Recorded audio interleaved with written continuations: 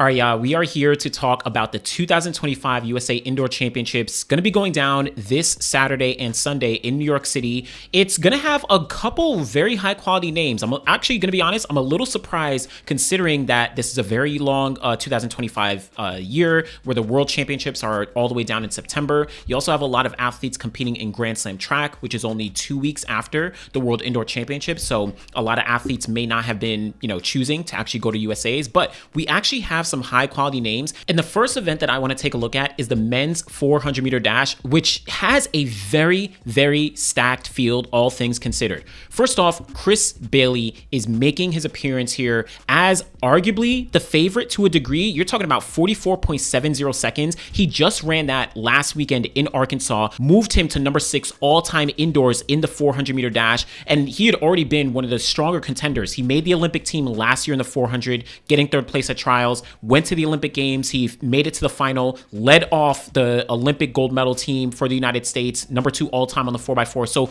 Chris Bailey is a very, very strong contender when talking about the 400, really just getting his bearings after coming out of the University of Arkansas a couple years back. I really like where he is at right now. But the names behind him are very, very high quality. You're talking about Vernon Norwood. Vernon Norwood didn't make the Olympic team last year, but he, of course, has been one of the most consistent 400 meter runners that the United States has had over the past 10 years at this point, right? Came out of LSU, I think, in 2015, and he made it to the World Championships in Beijing. He's made it to a couple World Championships, made it to Olympic teams running on the relays, but listen, Vernon Norwood, he is not to be played with. He hasn't run a 400 indoors this year from what I understand, but he has run a 300. So I'm not sure exactly where the 44.7 comes from. Maybe it's a converted mark, something like that. But regardless, you know that Vernon Norwood has some quality. He was just online trying to tweet his way into Grand Slam track, got in as a challenger. So we're going to see if he actually makes it to the World Championships and then also, competes there, or if he's going to focus on Grand Slam track. Who knows?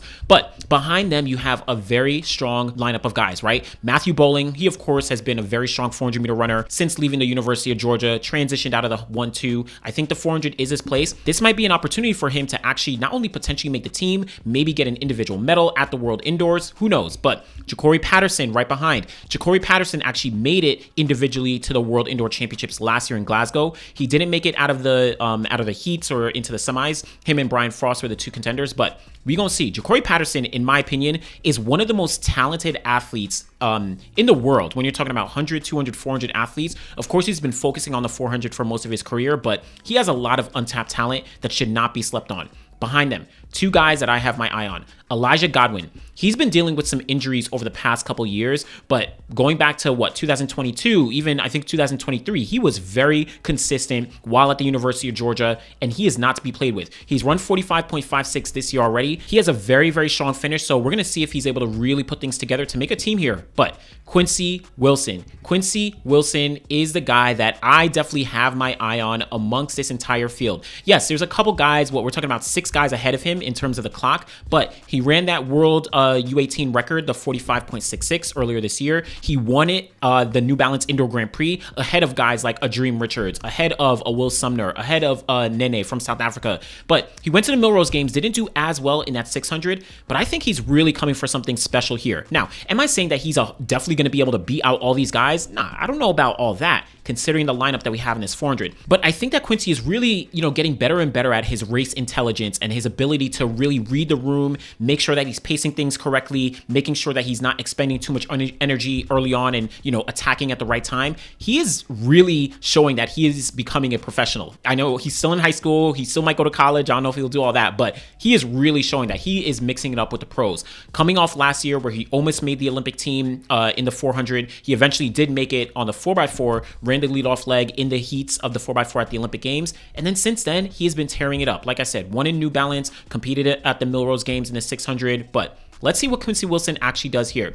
Then a couple other guys behind them, but shout out to Will Sumner. Will Sumner is also, he's been on a very, very strong trajectory over the past I don't know, this past season where getting back healthy, came out the University of Georgia a couple years back. He is one to definitely look out for. But men's 400, I am excited to see how this plays out at the USA Championships this weekend. But let's talk about the women's 400. This also not nearly as high quality in terms of the depth with the top women, but you do have Alexis Holmes. Alexis Holmes is the World Indoor Championships bronze medalist from 2024 last year. And then, of course, she went on to have an absolutely legendary 2024 season.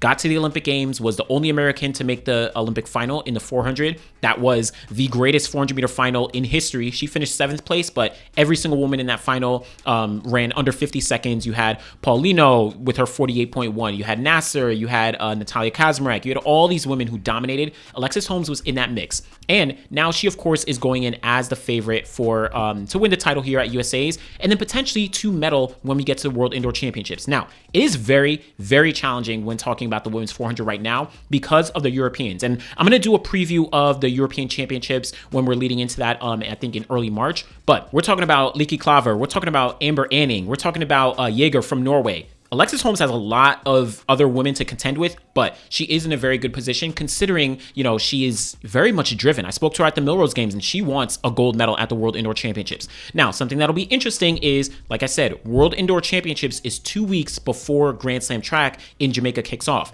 Alexis Holmes is, of course, part of the 400-200 group.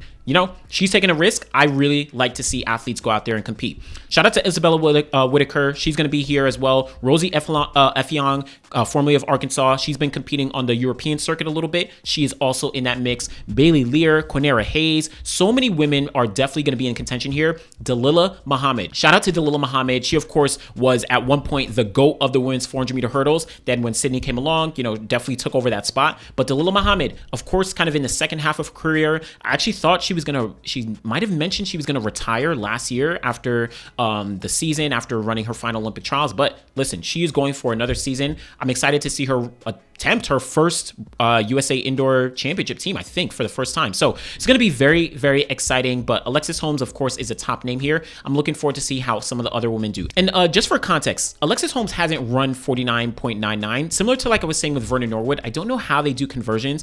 Alexis has run a 300 indoors where she ran 36.7. But I don't know how they may or may not be doing conversions. But regardless, Alexis, she is definitely going to be in the mix. But before I move on to the hurdles, if you haven't already, be sure to like the video, go in the comments, and let me know what you're looking forward to at the USA Indoor Championships. Let me know if you even care about the USA Indoor Championships, if this competition and this championships even matters. Does World Indoor Championships matters? Who knows? But like the video, subscribe to the channel, comment below. All that really helps me out as I truly do appreciate your viewership. Always appreciate y'all. Now, I do want to quickly talk about the hurdles, as these are also, going to produce some very high quality fields for the most part, where we have some very strong names, both on the men's and the women's side. And there's some implications when we're looking forward to the 2025 World Indoor Championships. First off, men's 60-meter hurdles, Dylan Beard versus Grant Holloway. This is the competition that I wanted to see.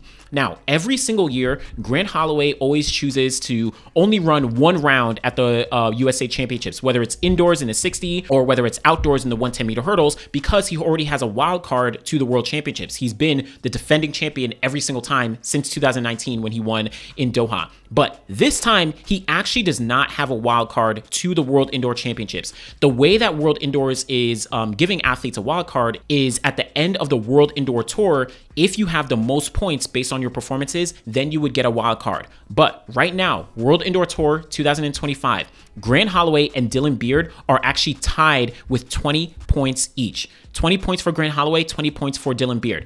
Dylan Beard actually could have taken over the top spot from Grant Holloway, but at the indoor tour in Torun, I think it was, in Poland, he actually, he kind of fell asleep at the blocks and he hit a couple hurdles, and so he wasn't able to actually get the win there. But because he did finish at a decent place, whatever it was, 6th or 5th, I think, he actually did get a certain amount of points that equaled him with Grant Holloway. But the big thing is you still have the World Indoor Tour in Madrid that's going on. So depending on who competes there, they could also overtake, right? If you're talking about Belosian from France, he could maybe overtake both of them. But they have to secure their spot at the World Indoor Championships by competing at the USA Indoor Championships. So this is the competition that I've been wanting to see. Dylan Beard, 7.38 seconds at the Millrose Games earlier this year.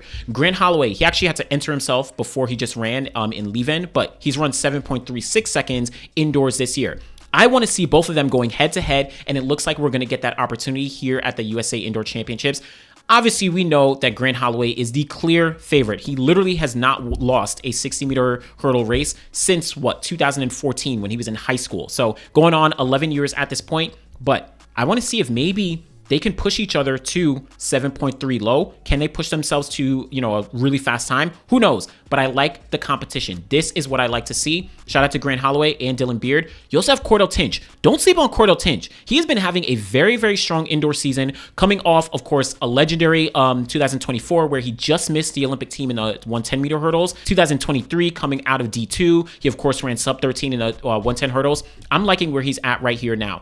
You have a couple other guys, right? Michael Dickinson. You have Trey Cunningham, who's also kind of on a comeback trail in a sense, dealt with injuries the past couple years. Johnny Brackens from USC. He's going to be competing here, taking a break from the collegiate circuit. So a lot of athletes are going to be in the mix here, but my eyes are on that head-to-head Dylan Beard versus Grant Holloway. Who you think you got? Who do you got? But let's go ahead over to the women's 60-meter hurdles, where you also have another high-quality matchup, head-to-head, Masai Russell versus Grace Stark. Both of them have been going head-to-head a couple times already in 2025, where we saw them at the New Balance Indoor Grand Prix, where we saw them at the Millrose Games. And both of them have been extremely consistent. Masai Russell, she took the win at both of those competitions. She is, of course, undefeated in 2025. I think 3 for 3 this year already. So she's really on a roll. But then you have Grace Stark. Grace Stark has been extremely consistent as well. Literally in her 4 competitions, she's run 7.8, I think, 3 times, and then 7.82 once in, I think, the heats